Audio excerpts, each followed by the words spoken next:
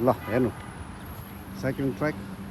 यो जति पनि हाई राइज बिल्डिङहरू जहाँ चाहिँ अव्यवस्थित बस्तीलाई कन्ट्रोल गर्नुको लागि मान्छेहरू फ्ल्याट सिस्टम घरमा चाहिँ राखेको छ।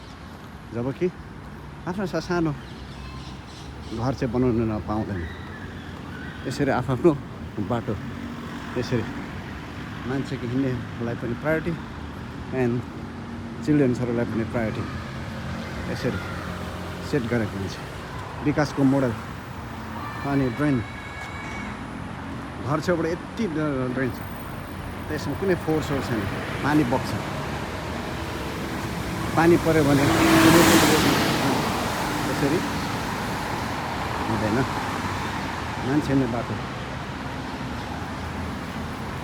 भन्नै पर्दाखेरि यो बाटो इलामदेखि पाँच थरदेखि ताप्लेजुङ जाने बाटो जत्रो छ होला। मान्छेले बाटो कोरेटो बाटो पेडिस्ट्रियन भन्छ।